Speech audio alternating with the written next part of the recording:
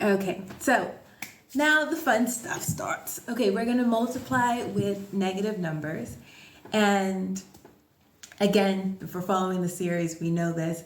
Debit, credit, that's our negative number, and money, that's our positive number.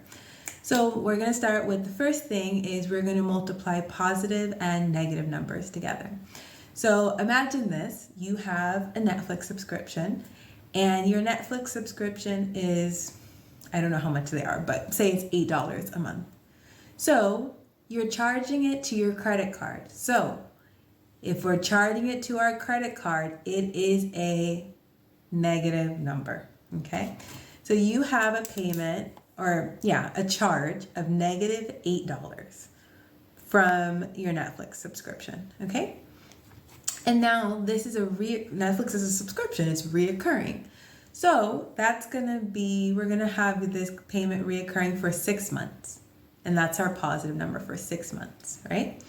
So if you have a charge of $8 for 6 months, well now, where are you financially?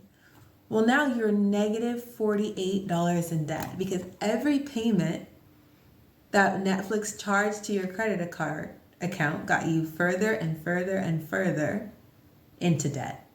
Okay, so let's do another example. You have a Spotify subscription, okay? And we're gonna go with, that's $5 a month. So same thing, you're getting charged every month to your credit card for 6 months. So what does that mean? Well, 6 months, that's our positive number, and the negative number is the negative $5 of debt that you're accruing. This is math, not English class.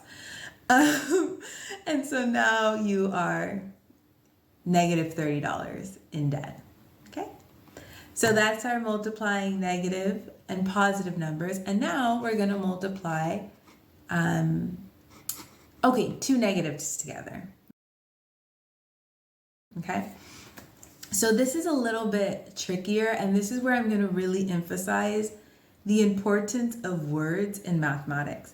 So often people think that these are two separate things, that like words are over here and math is over here. There's even a book that like has a really cute like battle between like words and numbers. They are equally important. They work together. Okay, so let's have a little word lesson. We already talked about this. Debt, credit are negative numbers. There's also verbs that represent a negative. Cancel, take away, right? Subtract. These are words that represent negatives. Charge to your credit card is also a way to represent a negative number. So keeping that in mind, let's go back to this Netflix subscription. So the Netflix subscription is $8 a month, okay? But you're charging it you're charging it to your credit card. So that happened, and now that's how you got negative $48 into debt. But now imagine that for some reason, I don't know, maybe they made a mistake, maybe they're just do-gooding. Netflix wants to cancel your debt for 6 months. So every month you were getting negative $8 into debt, but now Netflix wants to cancel your debt. So that means we would take negative 6 and we would multiply it by negative 8. They're canceling 6 months of $8 of debt. So that means every time they cancel it, you are getting further and further out of debt. So when you take negative 6 and you multiply it by negative 8, you get 48 positive dollars. You are $48 out of debt. Okay, so let's go, and we're talking about the Spotify subscription now. So it's $5 has been charged to your account. So we're working with a negative number, negative 5.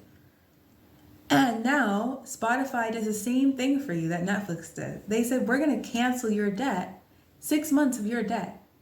Cancel $6 months of your debt. So that means you have negative 6 times negative 5, and that gets you $30 out of debt. Okay, so to just sum it up, When we multiply a negative times a positive, we get a negative number because we're just getting further into debt. But when we multiply a negative with another negative, that means we are canceling debt. And that means that we are getting out of debt. That means that we are working with positive numbers. Okay, so next lesson, dividing. Again, if it makes sense, let me know. If it doesn't make sense, let me know. And I will see you in the next one.